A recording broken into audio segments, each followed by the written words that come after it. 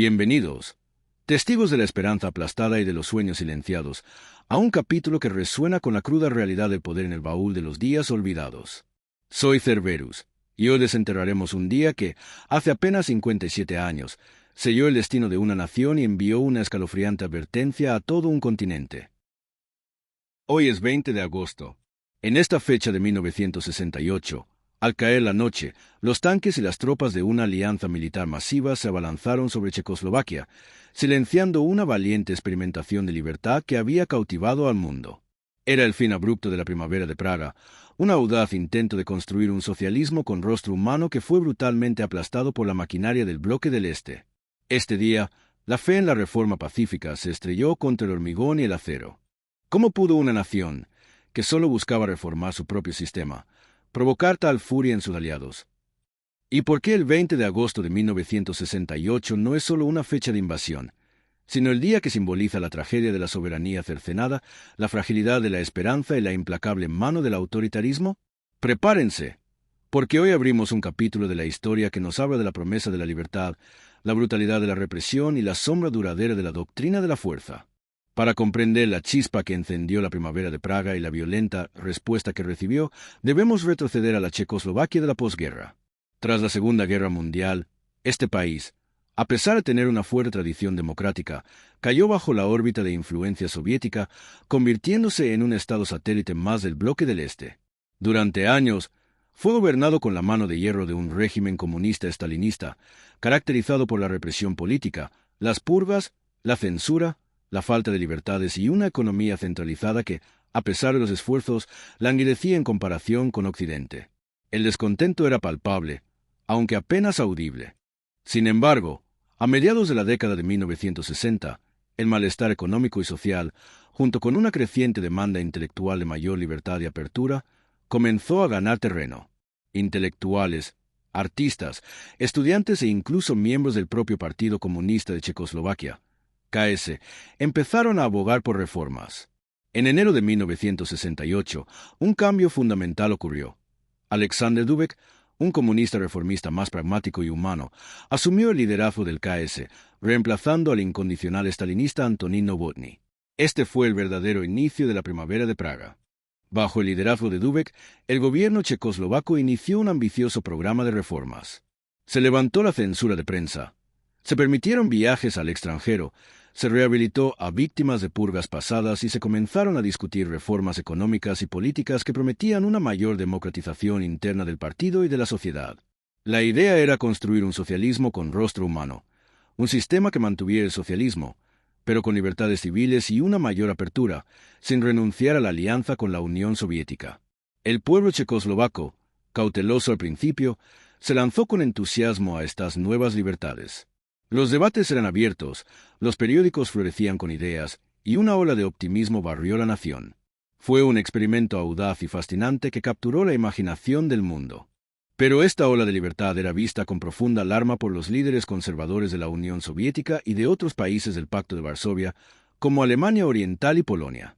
Para el líder soviético Leonid Brezhnev, la primavera de Praga no era un experimento inofensivo.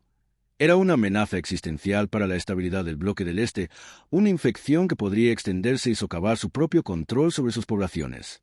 La doctrina Brezhnev, aún no formalmente articulada pero ya en práctica, dictaba que la URSS tenía el derecho de intervenir militarmente en cualquier país socialista cuya deriva política amenazara los intereses del bloque. Desde abril de 1968, la presión sobre Dubček fue inmensa. Hubo reuniones urgentes entre los líderes del Pacto de Varsovia, en lugares como Dresde, Cierna nad Tisou y Bratislava. Brezhnev y sus aliados exigían a Dubček que diera marcha atrás en sus reformas, pero Dubček, aunque intentaba calmar los temores de Moscú, se negaba a renunciar a la esencia de sus políticas liberalizadoras. Los líderes soviéticos veían esto como una insubordinación peligrosa. La propaganda soviética comenzó a acusar a Checoslovaquia de ceder ante agentes imperialistas y revisionistas, sembrando miedo a un golpe de Estado contrarrevolucionario. La decisión de intervenir militarmente, que se había gestado durante meses, finalmente se tomó en secreto, en un clima de paranoia y desconfianza. Y así, al caer la noche del 20 de agosto de 1968, el mundo estaba a punto de presenciar un acto de traición sin precedentes entre aliados.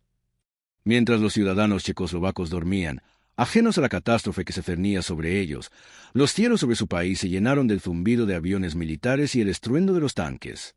Poco antes de la medianoche, las tropas de la Unión Soviética, Polonia, Alemania Oriental, Hungría y Bulgaria, en una fuerza combinada de aproximadamente 250.000 soldados y 2.000 tanques y vehículos blindados, lanzaron la Operación Danubio. Fue una invasión masiva y coordinada, diseñada para ser rápida y decisiva. Los paracaidistas soviéticos aterrizaron en el aeropuerto de Ruzin, en Praga, asegurando el control y permitiendo el aterrizaje de más tropas y equipo. Las columnas de tanques blindados cruzaron las fronteras y se dirigieron directamente a las principales ciudades, especialmente a Praga. La sorpresa fue total. Al amanecer del 21 de agosto, los ciudadanos de Praga se despertaron con el sonido inconfundible de las cadenas de tanques resonando en sus calles históricas y con las tropas extranjeras patrullando sus plazas. Los edificios gubernamentales fueron rápidamente ocupados. Alexander Dubček y otros líderes reformistas fueron arrestados por la KGB, vendados, encadenados y deportados de inmediato a Moscú. La reacción del pueblo checoslovaco fue de shock, incredulidad, dolor y, sorprendentemente, una resistencia masiva pero en gran medida no violenta. Sin posibilidad de una confrontación militar directa contra una fuerza tan abrumadora, los ciudadanos respondieron con creatividad y dignidad. Retiraron las señales de tráfico para confundir a los invasores, pintaron esvásticas en los tanques soviéticos, organizaron mítines espontáneos, entregaron folletos denunciando la invasión, y usaron sus radios y televisiones locales para transmitir mensajes de desafío, instando a la resistencia pasiva. Los periodistas checoslovacos arriesgaron sus vidas para mantener vivas las transmisiones, informando al mundo de lo que estaba sucediendo, a menudo desde estudios clandestinos. La gente se paraba frente a los tanques, intentando dialogar con los jóvenes soldados soviéticos, muchos de los cuales ni siquiera sabían dónde estaban ni por qué estaban allí. Fue una exhibición conmovedora de coraje cívico frente a una fuerza militar brutal. Sin embargo, la superioridad militar era insuperable. En unos pocos días, la ocupación se consolidó. Aunque la resistencia no violenta fue heroica, no pudo detener el avance de los tanques. El socialismo con rostro humano de Dubček fue desmantelado. Los líderes reformistas, traídos de vuelta de Moscú bajo coacción, fueron obligados a firmar el Protocolo de Moscú, que formalizaba la normalización de Checoslovaquia, es decir, el retorno a la ortodoxia soviética. Lo que siguió fue un periodo de normalización brutal. Alexander Dubček fue eventualmente depuesto y degradado, pasando años trabajando en un puesto de silvicultura. Cientos de miles de checoslovacos huyeron del país, buscando refugio en Occidente.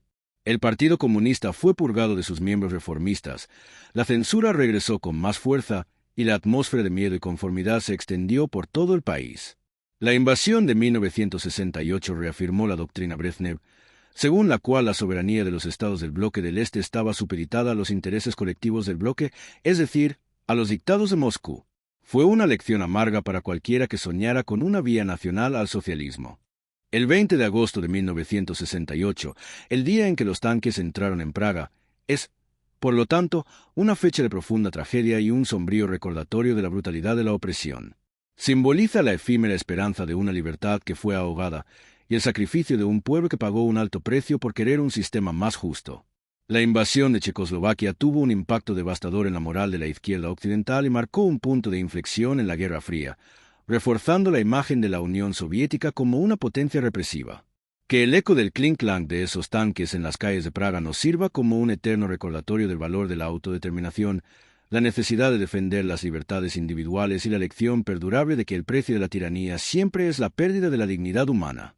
La verdadera justicia, sin embargo, tendría que esperar más de 20 años, hasta la Revolución de Terciopelo de 1989, cuando el pueblo checoslovaco finalmente se alzó pacíficamente y recuperó su libertad. Al cerrar hoy el baúl de los días olvidados, nos despedimos de un capítulo que encierra la esperanza de una primavera que fue silenciada, pero cuya memoria sigue inspirando la lucha por la libertad en todo el mundo. Gracias por acompañarnos en este viaje extendido a través del tiempo. Si esta historia te ha fascinado, te ha conmovido o te ha hecho reflexionar sobre la libertad y la resistencia, te invito encarecidamente a que te suscribas al Baúl de los Días Olvidados en tu plataforma de podcast favorita, Spotify, Apple Podcasts, Google Podcasts o donde quiera que nos escuches. No olvides dejar una reseña, ya que eso nos ayuda a crecer. Y Si te ha parecido importante, comparte este episodio con alguien a quien le apasione la historia, o simplemente con alguien que necesite comprender el profundo significado de este día en la historia de la Guerra Fría. La próxima vez, desempolvaremos otra efeméride, otra historia que espera ser contada y reflexionada. Hasta entonces, soy Cerberus, y te espero en el próximo capítulo del Baúl de los Días Olvidados.